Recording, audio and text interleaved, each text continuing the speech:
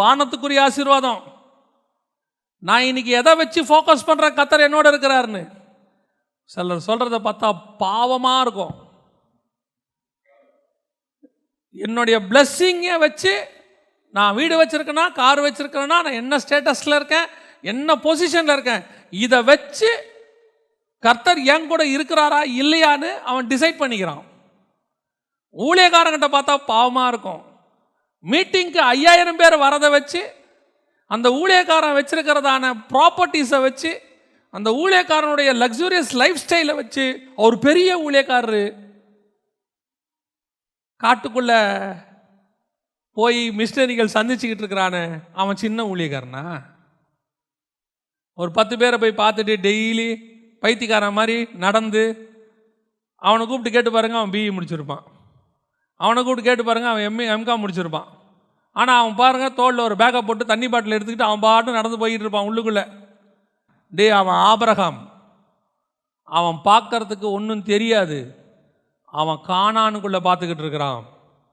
இன்னைக்கு நம்மளையும் கர்த்தர் அப்படிப்பட்டதான மகா மேன்மையான அழைப்புக்கு தான் கர்த்தர் அழைச்சிருக்கிறார். நான் ஆசீர்வாதமாக இருக்கிறத தப்புன்னு சொல்லலை, ஆனால் உன் ஆசீர்வாதத்தை வச்சு உன் ஆண்டவரை கணக்கு போடாத. ஆண்டவரை வச்சு தான் ஆசீர்வாதத்தை கணக்கு போடணும். ஆண்டவர் கூட இல்லாமல் உலகத்தையே உன் கூட வச்சால் அது எப்படி ஆசீர்வாதமாக மாறும்? உன் மினிஸ்ட்ரியில் ஆண்டவரே இல்லாமல் நீ ஊருக்கு சொத்து வாங்கி போட்டு அதில் என்ன ஆசீர்வாதம் உனக்கு இருக்க போகுது? ஆனால் சொத்தே இல்லாமல் நீ போகிற இடத்துல அவன் கூட ஆண்டவர் வந்தார்னா அது ஒன்று போதும், கர்த்தர் உன் கூட இருக்கிறாருன்றதுக்கு. அதுதான் பிளஸ்ஸிங். இன்றைக்கி நம்ம என்ன நினச்சிட்டோம்? ஆகாரம் இருந்தால் நல்லா இருக்குமே. போச்சு, ஆபிரகாமுடைய பிளஸ்ஸிங் அன்னையோட போச்சு, முடிஞ்சிருச்சு. இன்றைக்கி நிறைய மெல்கிசேதேக்கின் முறைமை போய் என்ன முறைமை வந்துருச்சு? என்ன முறைமை வந்துருச்சு? மாம்ச முறைமை உள்ளே நுழைஞ்சிருச்சு. நியாயப்பிரமாணம் வந்துருச்சு. நிறைய இப்போ ஆபிரகாமுக்கு என்ன, இந்த இந்த ஹெவன்லி பிளானே போச்சு. அவர் மேலே இருந்த மகா பெரிய திட்டமே அவரை விட்டு போயிருச்சு, முடிஞ்சிருச்சு. இப்போ இதை சரி பண்ணுறதுக்கு அடுத்த 1000 வருஷம் ஆகும். எப்படின்னு கேட்குறீங்களா? ஆபிரகாமின் குமாரனான தாவீது வரணும். அவன் தான் விழுந்து போன தாவீதின் கூடாரத்தை எழுந்து கட்டணும். அவன் தான் எல்லாத்தையும் சரி பண்ணணும். அடுத்து சரி பண்ணுறதுக்கு எத்தனை வருஷம் ஆகும்? 1000 வருஷம் ஆகும். You must wait. வேற வழியே கிடையாது.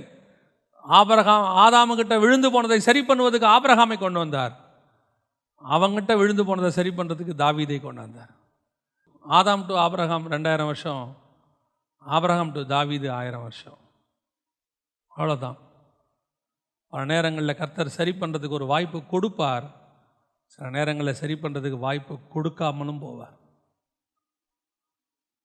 இன்றைக்கி நமக்கு வச்சிருக்கிற அழைப்பு என்ன?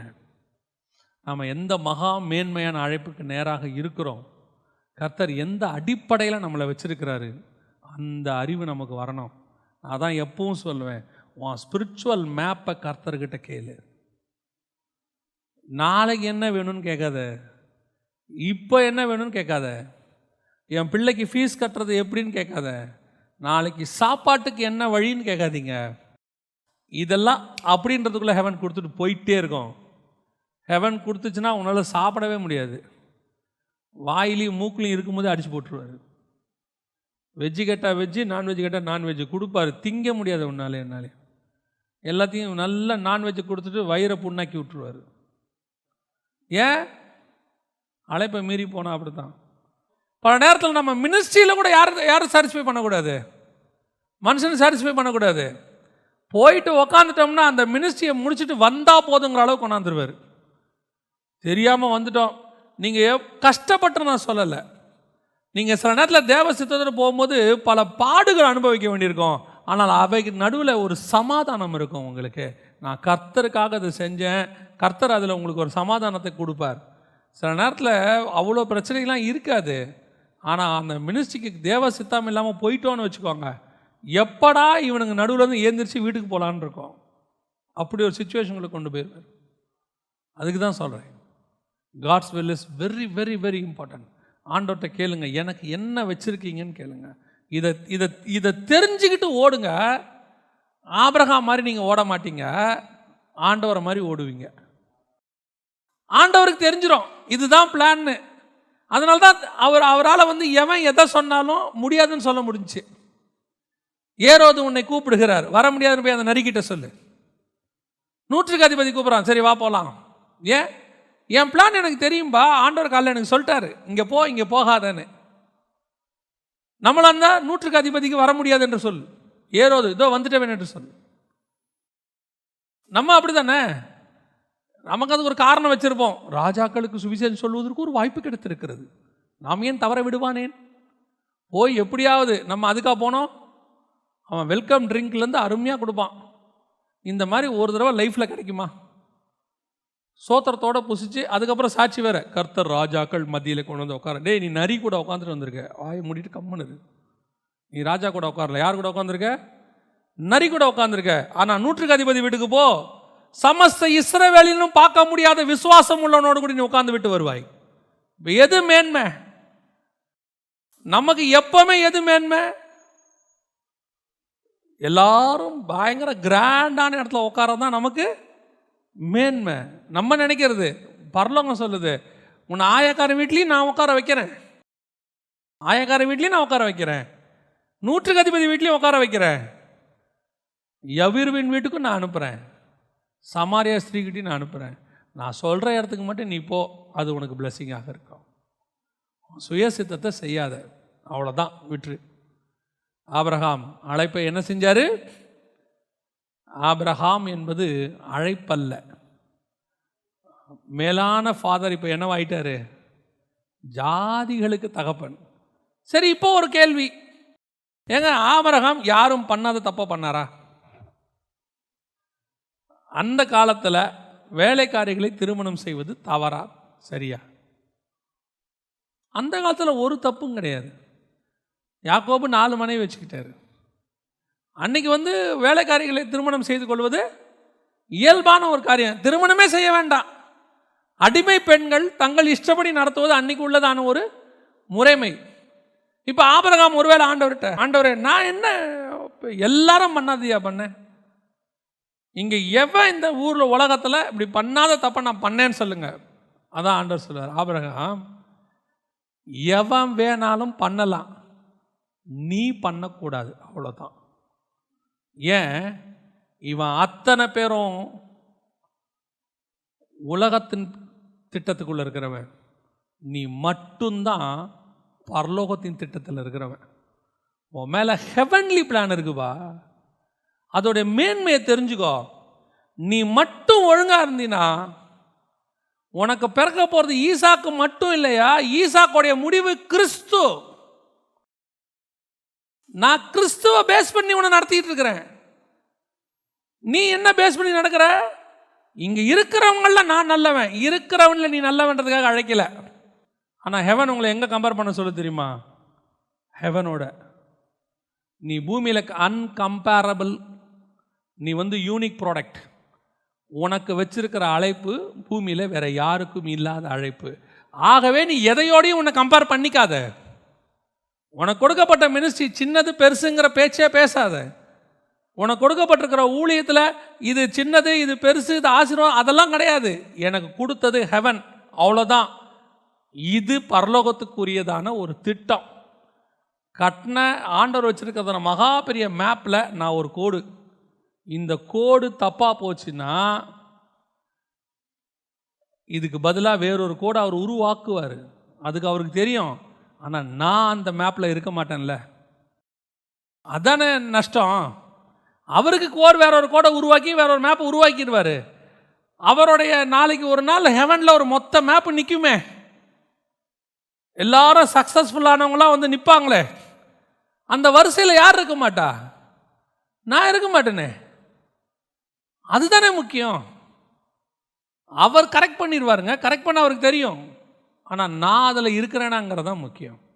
2வது வாசியுங்கள், மத்தேயு சுவிசேஷம் 1ஆம் அதிகாரம் 1ஆம் வசனம் வாசி.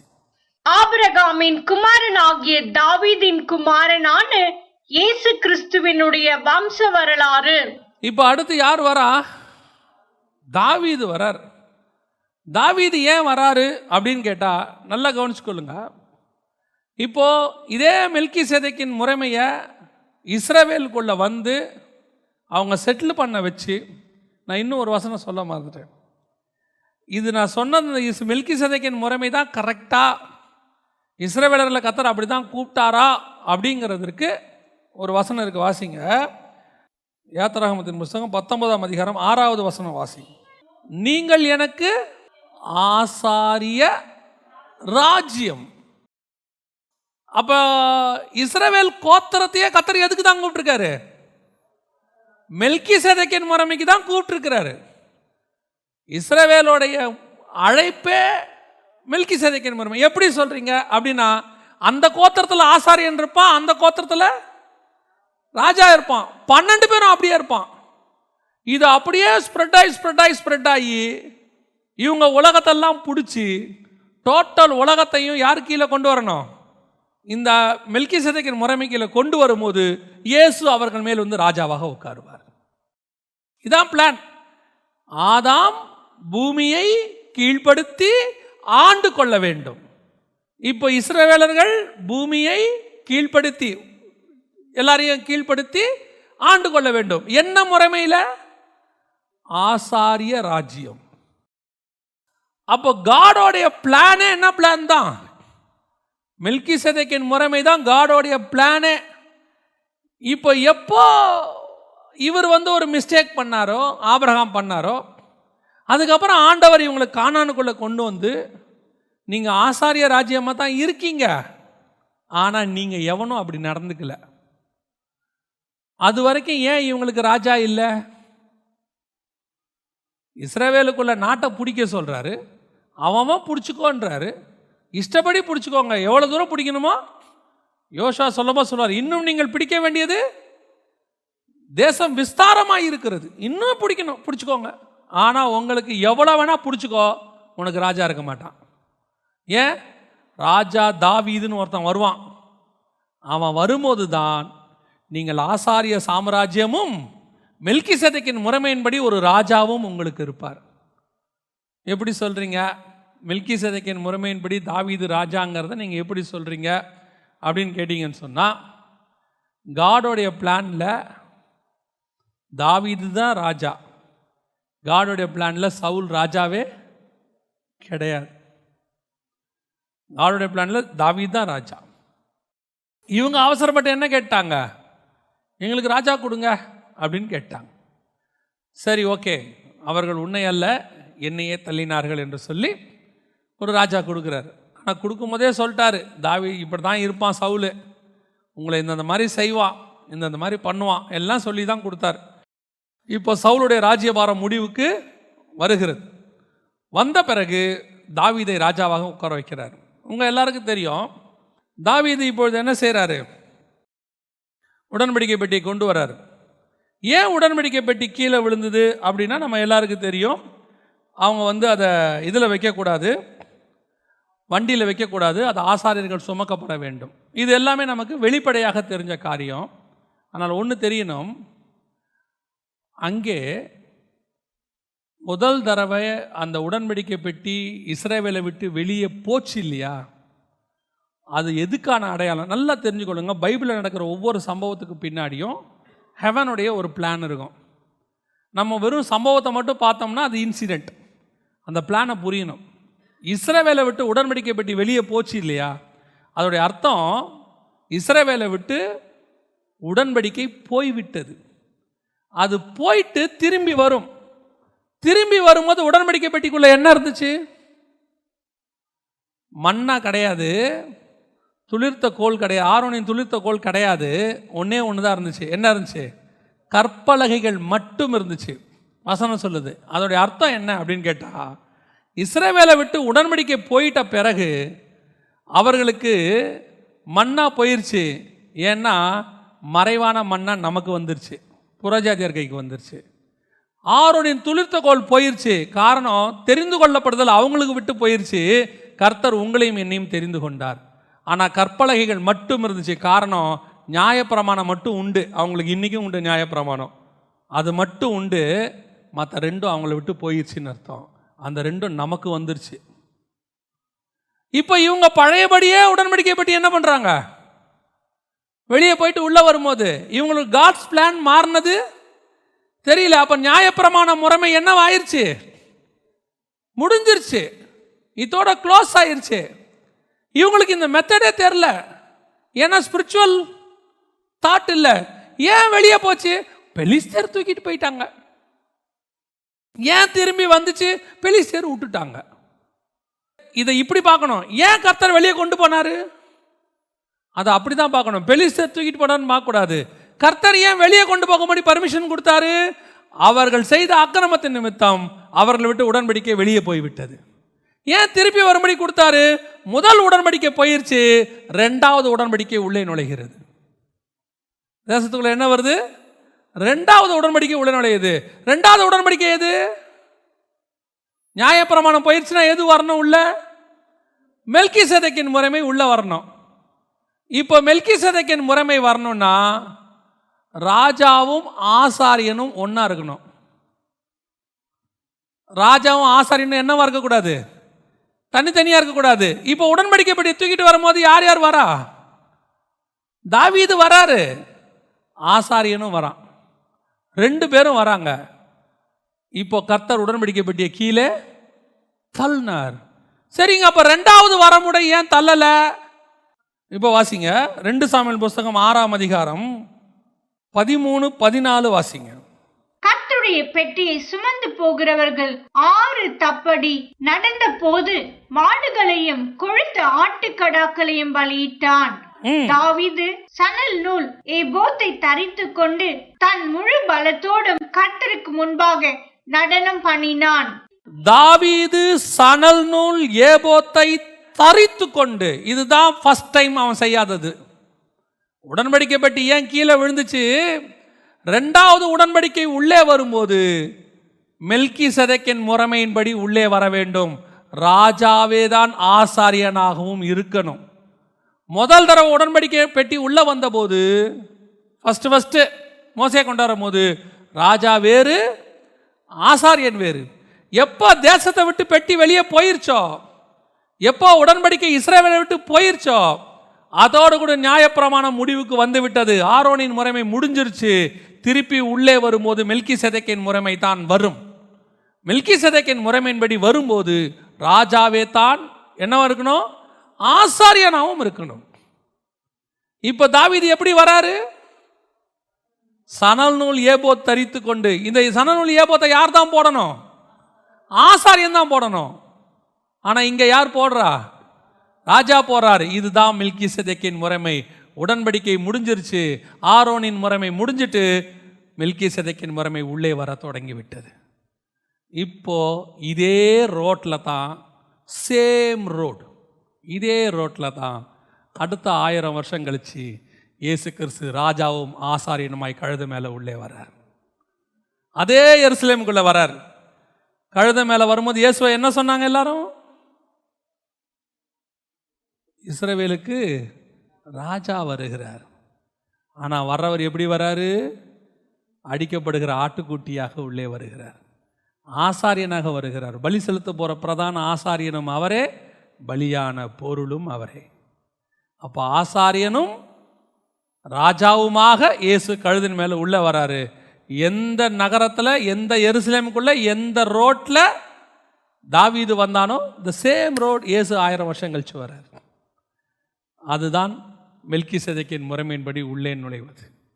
இப்போ தாவீது மெல்கிசேதேக்கின் முறைமைப்படி கர்த்தருடைய பிளான் படி எல்லாம் செஞ்சிட்டார் எக்ஸாக்ட்லி. இப்போ தாவீது இந்த முறைமையில் எங்கே மிஸ்டேக் பண்ணுறாரு?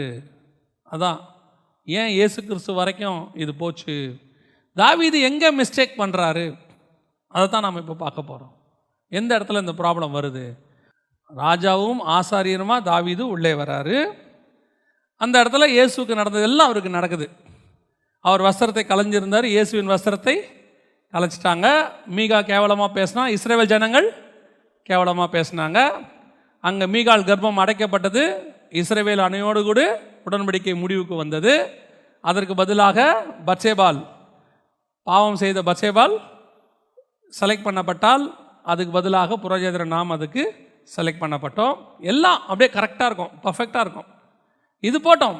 இந்த மெல்கிசேதேக்கின் முறைமையில் வந்துக்கிட்டே இருந்த தாவீது திடீர்னு ஒரு மிஸ்டேக் பண்ணார். என்ன பண்ணார்? இப்போ தாவீதோடையது ஒரு பார்ட்டு தான் அவருடைய வேலை. இப்போ வாசிங்க, எபிரேயர் நிருபம் 7ஆம் அதிகாரம் 2ஆம் வசனம் வாசிங்க.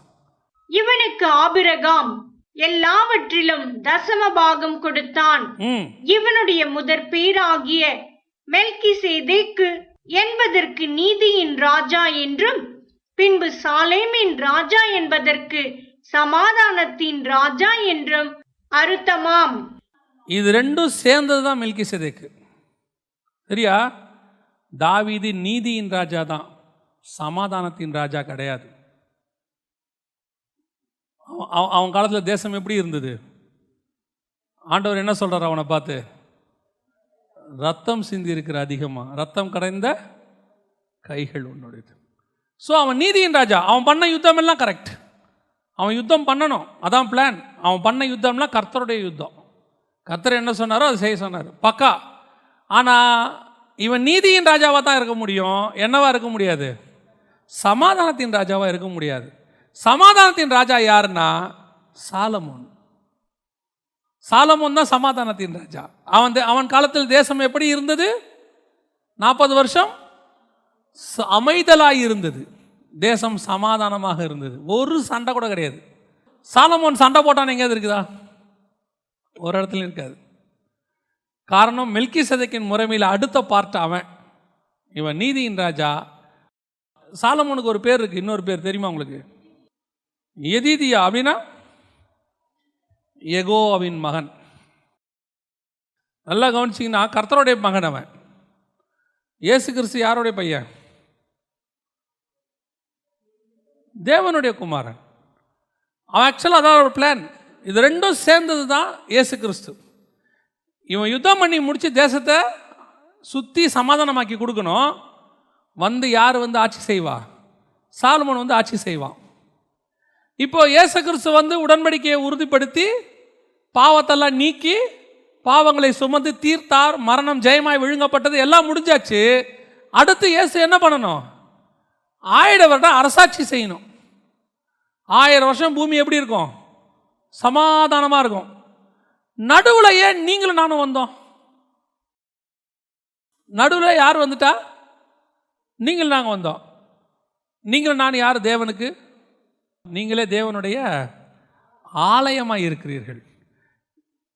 இப்போ இயேசு கிறிஸ்துவின் மரணத்துக்கும் 1000 வருஷம் அரசாட்சிக்கு நடுவில் என்ன வந்திருக்குது? ஒரு ஆலயம் வந்திருக்கா? தாவீதுக்கும் சாலமோனுக்கும் நடுவில் என்ன வந்துச்சு? ஒரு ஆலயம் வந்துச்சு உள்ள. அந்த ஆலயம் வரக்கூடாது. ஏன்னா காடோடைய பிளான்ல என்ன கிடையாது? ஆலயமே கிடையாது. காடோடைய பிளான்ல கூடாரம் தான். காட் ஆலயமே கட்ட சொல்ல அவரே கேட்குறாரு, எந்த கோத்திரத்திலாவது யாருக்கிட்டையாவது ஒரு ஆலயம் கட்ட சொல்லி கேட்டானா? ஏன்னா கூடாரத்துக்கு பின்னாடி ஹெவன்லி மேப் இருக்கு. கூடாரத்துக்கு பின்னாடி ஹெவன்லி மேப். என்ன ஹெவன்லி மேப்? வாசிங்க, வெளிப்படுத்தின விசேஷம் 15ஆம் அதிகாரம் 5வது வசனம் வாசிங்க. இவைகளுக்கு பின்பு நான் பார்த்தபோது இதோ பரலோகத்திலே சாட்சியின் கூடாரமாகிய ஆலயம் திறக்கப்பட்டது. சாட்சியின் கூடாரமாகிய ஆலயம் திறக்கப்பட்டது. அப்ப கர்த்தருடைய ஆலயம் என்பது எது? கூடாரம் தான். God's plan. காடோடைய பிளான்ல அஸ்திவாரம் போட்ட ஆலயமே கிடையாது. ஏன்னா அந்த கூடாரத்துக்கு பின்னாடி கர்த்தருக்கு பயங்கரமான ஹெவன்லி பிளான் இருக்கு. கூடாரமும் நோவாவுடைய கன்ஸ்ட்ரக்ஷனும், ஆசாரிப்பு கூடார கன்ஸ்ட்ரக்ஷனும், நெகேமியாவுடைய கன்ஸ்ட்ரக்ஷனும், நாமும் நானும் ஒன்றா வருவோம். நான் சொல்கிறது புரியுதா? நோவா கன்ஸ்ட்ரக்ஷன், ஆசாரிப்பு கூடாரம், நெகேமியாவுடைய அலங்கம், புதிய ஏற்பாட்டு சபை, இது 4ம் ஒரே கன்ஸ்ட்ரக்ஷன். நீங்கள் எப்படி எடுத்துக்கிட்டாலும் இது ஒரே மாதிரி தான் இருக்கும். நோவாவுக்கும் 300 முழம் நீளம் தான், ஆசாரிப்பு கூடாரமும் 300 முழம் நீளம் தான். நீங்கள் எப்படி எடுத்துக்கிட்டாலும் இந்த 4ம் ஒன்றா தான் இருக்கும். அது வேறு மெசேஜ், அதை விட்டுருங்க. அப்போ இந்த 4ம் சேர்ந்தது காடோடைய பிளான். இதுக்கு நடுவில் எதை கொண்டாடுறாரு தாவீது? ஆலயத்தை கொண்டாடுறாரு. மெல்கிசேதேக்கின் முறைமையில் கைகளால் கட்டப்பட்ட ஆலயமே கிடையாது. மெல்கிசேதேக்கின் முறைமையில் கூடாரமாகிய ஆலயம் தான் இருக்கு. இப்போ என்ன பண்ணிவிட்டார் உள்ள தாவீது? சாப்பிட்டு சும்மா இருக்க முடியல அவரால். அப்போ தானே யோசித்தார், அதை சாப்பிட்டு சும்மா இருக்கும்போது தானே யோசித்தார். சண்டை போட்டிருக்கிற யோசிக்கவே இல்லை. இதெல்லாம் அவர் சண்டையெல்லாம் முடிஞ்சு போச்சு, என்ன பண்ணுறதுன்னு தெரில, இப்படி யோசிக்கிறாரு. எப்பவுமே சரி, சும்மா இருக்கிறதுலே ரொம்ப கஷ்டமான வேலை தெரியுமா உங்களுக்கு? சிலர்லாம் சொல்லுவாங்க, என்ன நீ சும்மாவே இருக்கிறேன்னு. சும்மா இருக்கிறது எவ்வளோ கஷ்டம் தெரியுமா? சும்மா இருந்தோம்னா தப்பு செய்வோம். உப்பரிக்கை மேலே சும்மா இருந்தோம்னா என்ன செய்வோம்? தப்பு செய்வோம். நேபுகாத் நேச்சார் உப்பரிக்கையில் சும்மா சுற்றினார்னா என்ன பண்ணுவார்? நான் கட்டிய மகாபாபிலோனும்பார். சும்மா இருந்தால் ரொம்ப எப்பவுமே தப்பு நடக்கும். இப்போ இவர் பண்ணுறாரு, ஏன் நம்ம மட்டும் இதில் இருக்கோம்? ஆண்டவருக்கு ஒரு ஆலயம் கட்டினா என்ன? இதுதான் தாவீது பண்ண மகா பெரிய மிஸ்டேக். நான் திருப்பியும் சொல்வேன், காட் ஒரு பிளானில் உங்களை நடத்திக்கிட்டே போகும்போது அந்த பிளானில் உங்கள் மாம்சத்தை ஒருபோதும் கலக்கக்கூடாது. உங்களுக்கு ஆண்டவருக்கே என்ன செய்யலான்னு என்ன இருக்கும்? ஆண்டவருக்கு அப்படி செய்யலாம், ஆண்டவருக்கு இப்படி செய்யலாம். இருக்கிறதுலே ரொம்ப கஷ்டம் என்ன தெரியுமா? உங்களுக்கு ரொம்ப அறிவு இருந்து, நான் சொல்கிறது புரியுதா? உங்களுக்கு ரொம்ப அறிவு இருந்து ஆண்டவர் சொல்கிறது அதை விட கம்மியாக தெரிஞ்சு இதை போய் மோசேயை கூப்பிட்டு ஒரு ஆசாரிப்பு கூடாரம் கட்டின மோசே, ஒரு 300 முழ நீளம். நான் ராமசேஸ்க்கு ஊரே கட்டினவன். யாரு? மோசே. எகிப்தின்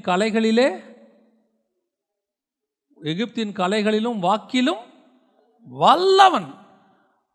ஆண்டவரே கூடாரம் தானே கட்டணும், நான் பார்த்துக்கிறேன், கொடுங்க, நீங்கள் 3 மாதம் டைம் கொடுங்க, எப்படி கட்டி முடிக்கணும் இந்த வாங்கி வா.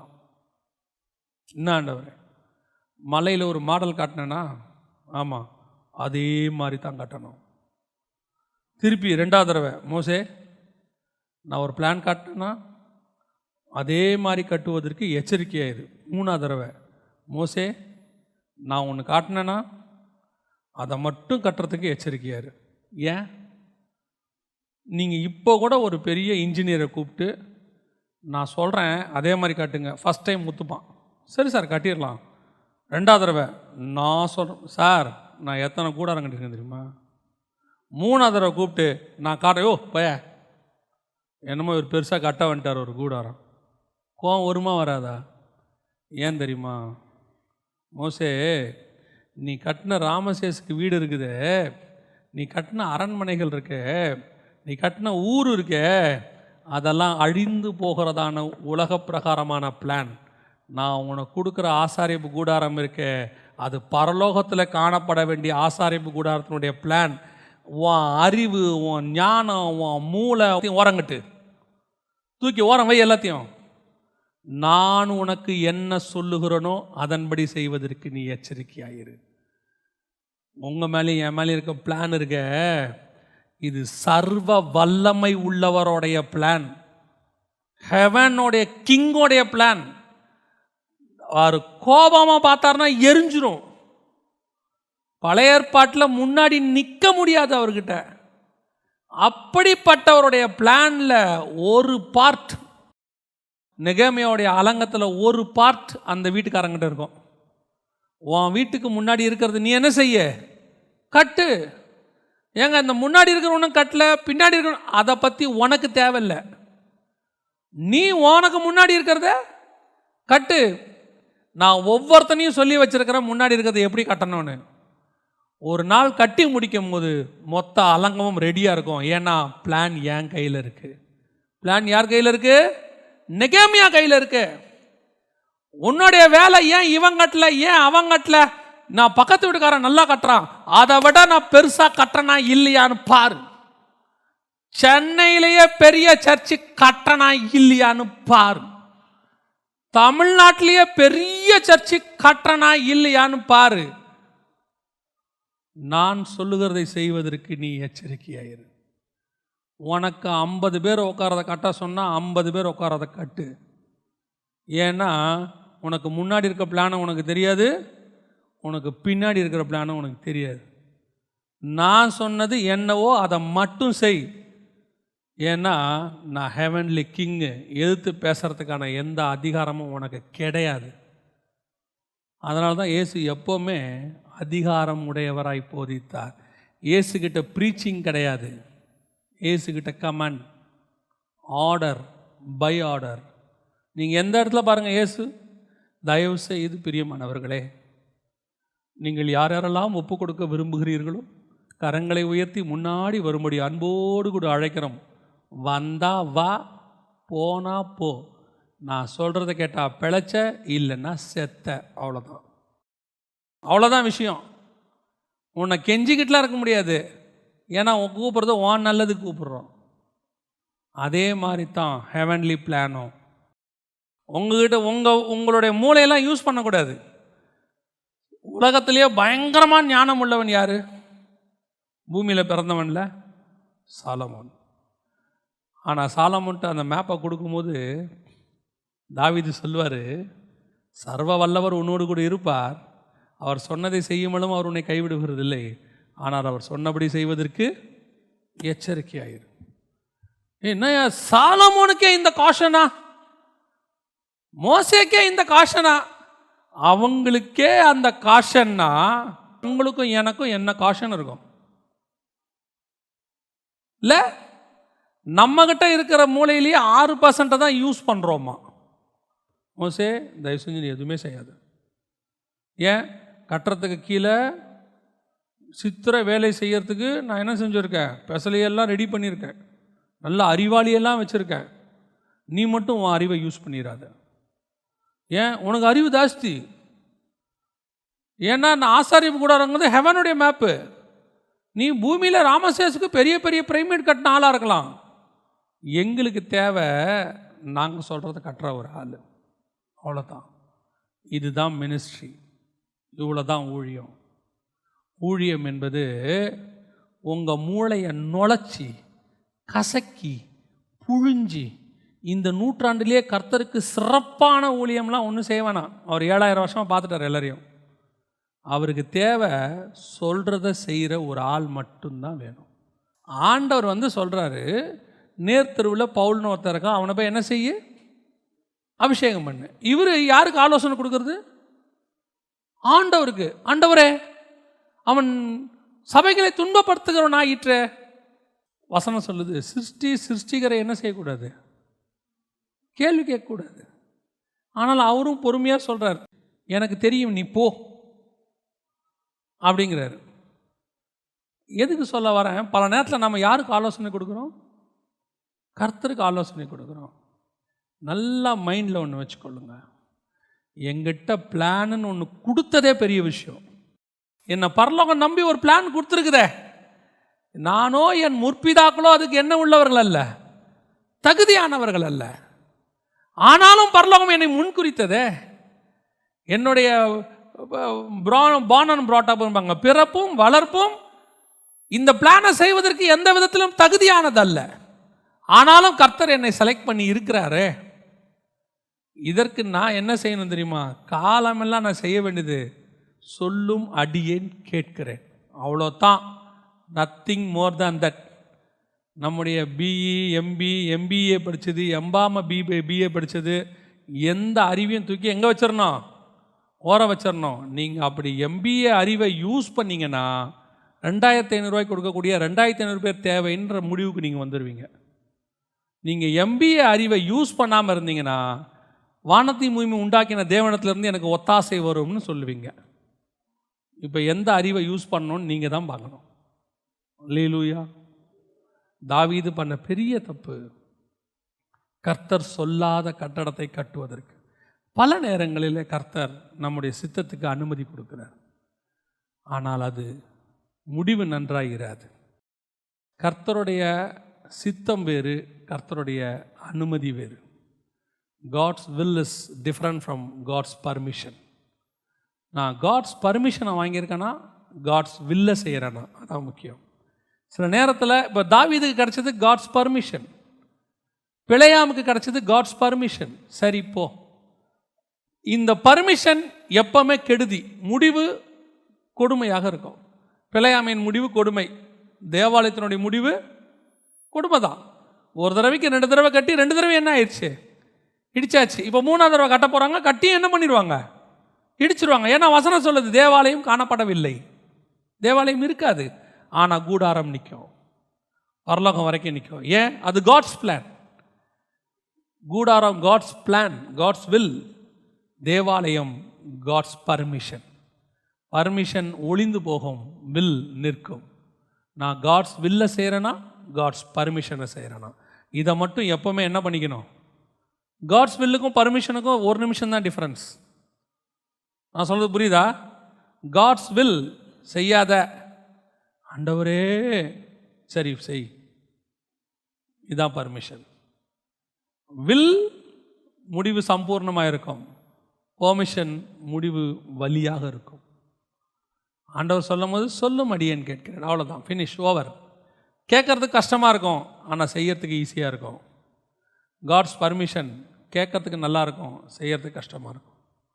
எதுன்னு நீங்களே முடிவு பண்ணிக்கணும். அல்லேலூயா. இங்கே தான் தாவீதினுடைய காரியம் என்னவாச்சு, போச்சு. தாவீது செஞ்ச வேண்டியது என்ன, தேசத்தை அமைதியாக்கியாச்சு. இனி ஆண்டவரே நான் என்ன செய்யணும், சாலமோன் வர வரைக்கும் அமைதியாயிரு. சாலமோன் வருவான், ராஜ்யபாரத்தை கொடுத்துட்டு போயிட்டே இரு. அதுக்கப்புறம் சாலமோன் ராஜ்யபாரத்தை என்ன செய்ய போகிறான், சமாதானமாக செய்வான். இப்போ இவர் பண்ண தப்பு, அதுக்கப்புறம் தேசத்தை விட்டு ஓடியாந்து எல்லாம் செஞ்சு கடைசியில் அந்த ராஜ்யபாரம் யாருக்கிட்ட தான் போச்சு, சமாதானமாக போக வேண்டிய ராஜ்யபாரம் எப்படி போச்சு, சண்டை சச்சுருவோட போச்சு. காட்ஸோட வில்ல மாற்ற முடியாது, ஆனால் எந்த ரூட்டில் ட்ராவல் பண்ணுறோங்கிறது தான் முக்கியம். சமாதானமாக ஊழியத்தை முடிக்கிறோமா, இல்லை சண்டையோட முடிக்கிறோமா? ஆனால் ஊழியம் முடியும் கண்டிப்பாக, எப்படி முடிக்கிறோன்றதான் முக்கியம். இதுதான் அந்த இடத்துல நடந்துச்சு. இப்போது இந்த 2 பேரும் விட்டதை யார் நிறைவேற்றுறா, இயேசு கிறிஸ்து நிறைவேற்றுகிறார். இப்போ இயேசு கிறிஸ்துவுக்கும் நீங்களும் நானும் ஒரே சந்ததியாக இருக்கிறோம். இயேசு கிறிஸ்துவுக்கு சந்ததிகள் கிடையாது, அவருடைய வித்து நமக்குள் இருக்கிறது. நாம் மட்டும்தான் அவருடைய சந்ததியாக இருக்கிறோம். தேவனுக்கு சந்ததிகள் கிடையாது. இதுக்கு ஒத்த வசனம் இன்னொன்று வாசிங்க. ரோமர் நிருபம் 8ஆம் அதிகாரம் 29வது வசனத்தை வாசிங்க. ரோமர் 8:29 வாசிங்க. தம்முடைய குமாரன் அநேக சகோதரருக்குள்ளே முதற் பேரானவராய் இருக்கும்படிக்கு. அப்போ இயேசு கிறிஸ்து முதற் பேரானவர் இல்லையா? ஒரே பேரானவரா, முதற் பேரானவரா? இயேசு கிறிஸ்து பூமிக்கு வரும்போது ஒரே பேரான குமாரன் தான். அவர் தம்முடைய ஒரே பேரான குமாரனை தந்தருளி இவ்வளவாய் உலகத்தில் அன்பு கூர்ந்தார். அவர் வரும்போது ஒரே பையன்தான் பிதாவுக்கு. இப்போ இந்த வசனம் 8:29, தேவன் தம்முடைய குமாரன் அநேக சகோதரருக்குள்ளே முதற் பேரான இருக்கும். அவர் ஃபஸ்ட்டு, நம்ம எல்லாரும் செகண்ட். முதற் பேரானவராக இருக்கும்படிக்கு தேவன் எவர்களை முன்னறிந்தாரோ அவர்களை தம்முடைய குமாரனின் சாயலுக்கு ஒப்பாயிருக்கும்படிக்கு முன்னறிந்திருக்கிறார். அப்போ நாம் எல்லாம் செகண்ட், நாம் எல்லாம் சந்ததிகள் கிடையாது, சந்ததி. அப்போ அவருக்கு நாம் ஒரே பேரான குமாரனுக்கு நாம் எல்லோரும் 2வது பசங்களாக மாறி இருக்கிறோம். ஆபிரகாம் பண்ண தப்பையும் தாவீது பண்ண தப்பையும் அவர் சரி பண்ணிட்டார். இப்போது இயேசு கிறிஸ்து வந்து என்ன செய்யலை, பாடு அனுபவிச்சு தாவீது மாதிரி யுத்தங்கள்லாம் முடித்து ஓய பண்ணிட்டார். இன்னும் சமாதானத்தின் ராஜா வரல. சமாதான ராஜா வந்து ஆளுகை செய்யணும் 1000 வருஷம். அதுக்கு முன்னாடி அவர் தேவாலயம் கட்டின மாதிரி பிதாவின் சித்தத்தை தாண்டி என் கல்லறையை ஆலயமாக்கி கும்பிடுங்கன்னு சொல்லாமல், எதுவுமே செய்யாமல் நீங்களே தேவனுடைய ஆலயமாக இருக்கீங்கன்னு ஒரு கூடாரத்தை திருப்பி உருவாக்கிட்டு போயிட்டார். கல்லை உடைச்சிட்டு கூடாரத்தை கொண்டாந்துட்டு போயிட்டார். இப்போ நீங்களான என்னவா இருக்கிறோம், கூடாரமாகிய ஆலயம். தாவீது கூடாரத்தை ஆலயமாய் மாற்றினான். இயேசு இருக்கும்போது இந்த ஆலயத்தை ஒரு கல்லின் மேல் ஒரு கல்லில் அப்படி இடித்து விட்டு கூடாரத்தை உண்டாக்கி விட்டு போயிருக்கிறார். அல்லேலூயா. அப்போ மெல்கிசேதேக்கின் முறைமையின்படி அழைக்கப்பட்டிருக்கிற நீங்களும் நானும் தேவனுடைய சந்ததிகளாகவும் இருக்கிறோம், தேவனுடைய ஆலயமாகவும் இருக்கிறோம்.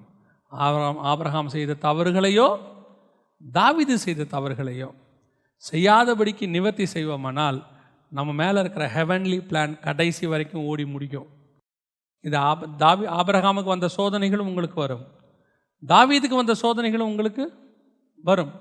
கடைசி வரைக்கும் அதுக்கு தான் ஃபஸ்ட்டு அந்த பிளானை வாங்கிடணும். இப்போ இதான் உங்களுக்கு பிளானுங்கிறது ஓரளவுக்கு என்ன செஞ்சுருக்கும், இப்போ தெரிஞ்சிருக்கும். நான் மெல்கிசேதேக்கின் முறைமைப்படி அழைக்கப்பட்டிருக்கிறேன்னு தெரிஞ்சிருச்சு.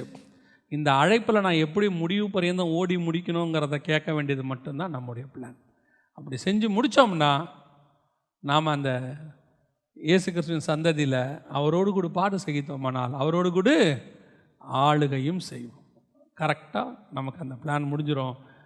மத்தேயு 1:1 நீங்களும் நானும் வந்துடுவோம். ஆமென். ஹல்லேலூயா. ஜெபம் பண்ணுவோமா நம்ம எல்லாரும்? Thank you Holy Spirit. நன்றி ஆவியானவரே, நன்றி அப்பா, உமக்கு நன்றி. எல்லாம் கண்களை மூடுவோம்.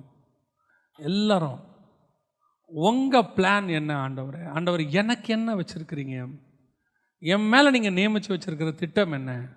நாங்கள் மெல்கிசேதேக்கின் முறைமையின்படி அழைக்கப்பட்டவங்க மட்டும் தெரிஞ்சிருச்சு. வெளிப்படுத்தின விசேஷம் 1:5-6 சொல்லுது, ராஜாக்களும் ஆசாரியருமாய் நம்மை அழைத்திருக்கிறார். 1 பேதுருவின் புஸ்தகம் சொல்லுகிறது, நாம் அவருடைய ராஜரீக ஆசாரிய சாம்ராஜ்யம். ஸோ கர்த்தர் நம்மளை அப்படி தான் கூப்பிட்டுருக்கிறார், அதில் எந்த மாற்று கருத்தும் இல்லை. இப்போ நாம் எப்படி அவங்க மிஸ் பண்ணதை மிஸ் பண்ணாமல் ஓடி முடிக்க போகிறோம்? முடிவெடுங்க. ஆபிரகாம் மாம்சத்துக்கு முடிவு கொடுத்தா மாதிரி, சந்தர்ப்ப சூழ்நிலைகளுக்கு ஏற்ற மாதிரி முடிவெடுத்து அவர் எகிப்துக்கு போன மாதிரி, வாங்கக்கூடாத பார்வோனின் கிஃப்ட்ஸை வாங்கின மாதிரி, சோதோமில் அவர் கரெக்டாக இருக்கிறாரு, பாதரட்சியின் வார தொடமாட்டேன்னு. ஆனால் பார்வோன் கொடுத்த கிஃப்டில் அவர் விழுந்துட்டார். நாம் எப்படி என்ன செய்ய போகிறோம்? ஒரு இடத்துல விழுந்து ஒரு இடத்துல நிற்க போகிறோமா? இல்லை முடிவு பரியந்தம் வானத்தையும் பூமியும் உண்டாக்கின தேவன் எனக்கு தருவார், அது வரைக்கும் எந்த பாதரட்சியின் வாரையும் தொடமாட்டேன். அது சோதோமுதான் இருக்கட்டும், பார்வோன் தான் இருக்கட்டும், எதையும் நான் தொடமாட்டேன். தீர்மானம் எடுப்போமா? 2வது, ஆண்டவரே எனக்கு கொடுக்கப்பட்ட பொறுப்பு, நான் நீதியின் ராஜா, நான் சண்டை போட்டு முடிக்கணும், அவ்வளோதான். ஆலயம் கட்டுறது ஏன் வேலை இல்லை, அது சாலமோனுடைய வேலை. சாலமோன் என்ன கட்டுறானோ அது அவனுக்கும் கர்த்தருக்கும் உரியது. நான் நடுவில் உங்களுடைய திட்டத்தை மாற்றிடக்கூடாது ஆண்டவரே. ஒப்பு கொடுப்போமா?